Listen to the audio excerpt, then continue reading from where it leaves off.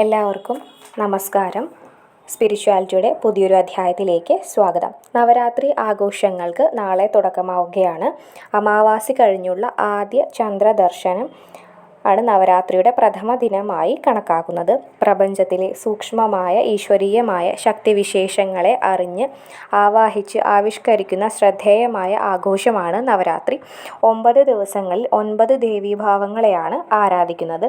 ധർമ്മ സംരക്ഷണത്തിൻ്റെയും ധർമ്മവിജയത്തിൻ്റെയും സന്ദേശമാണ് നവരാത്രി.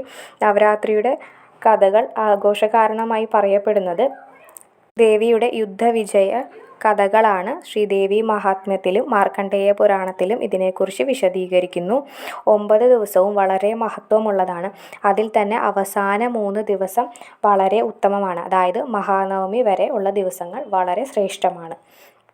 9 ദിവസവും സാധിക്കുന്നവർക്ക് വ്രതം അനുഷ്ഠിച്ചുകൊണ്ട് പൂജകളൊക്കെ തന്നെ ചെയ്യാവുന്നതാണ്. പുരാണ പാരായണം നടത്തുന്നത് വളരെ വിശേഷമാണ്. വ്രതമെന്നാൽ നമ്മുടെ ശേഷി പോലെ വേണം വ്രതം അനുഷ്ഠിക്കാൻ. ഒരു നേരം ആഹാരം കഴിച്ചുകൊണ്ടോ അല്ലെങ്കിൽ അരിയാഹാരം ഉപേക്ഷിച്ചുകൊണ്ടോ വ്രതം അനുഷ്ഠിക്കാവുന്നതാണ്. ഈ ദിവസങ്ങളിൽ മാംസാഹാരം വർജിക്കുന്നതാണ് ഏറ്റവും നല്ലത്. ഭാരതത്തിൽ ആകമാനം ഭക്ത്യാദരപൂർവ്വം ആചരിച്ചു വരുന്ന ഈ ആഘോഷത്തിൽ ആദ്യ 3 ദിവസം ദുർഗാദേവിയെയും പിന്നത്തെ 3 ദിവസം ലക്ഷ്മി ദേവിയെയും അവസാന 3 ദിവസം സരസ്വതി ദേവിയെയുമാണ് നമ്മൾ പൂജിക്കുന്നത്. ഒക്ടോബർ 3-ാം തീയതി വ്യാഴാഴ്ച വൈകുന്നേരം 6 മണി കഴിഞ്ഞുള്ള ഏത് സമയത്തും നമുക്ക് പൂജകൾ ആരംഭിക്കാവുന്നതാണ്. ആദ്യ 3 ദിവസം ദുർഗാദേവിയാണല്ലോ പൂജിക്കുന്നത്. ആയതുകൊണ്ട് തന്നെ ദുർഗാദേവിയുടെ ഒരു ചെറിയ ഫോട്ടോ എങ്കിലും വേണം. ഫോട്ടോയ്ക്ക് മുൻപിൽ നെയ്ദീപം തെളിയിക്കാൻ സാധിക്കുന്നവർക്ക് നെയ്ദീപം തെളിയിക്കാം. അത് വളരെ ശ്രേഷ്ഠമാണ്. അല്ലാത്തവർക്ക് നല്ലെണ്ണ കൊണ്ടും ദീപം തെളിയിക്കാം. ദേവിയുടെ ഫോട്ടോയ്ക്ക് മുല്ലപ്പൂമാല ചാർത്താൻ സാധിക്കുകയാണെങ്കിൽ അതും നല്ലതാണ്. മാല ചാർത്തിക്കൊണ്ടും പൂക്കൾ കൊണ്ട് അലങ്കരിച്ചും ഫോട്ടോയ്ക്ക് മഞ്ഞൾ കുങ്കുമം കൊണ്ട് പൊട്ടു തൊടുകയും വേണം.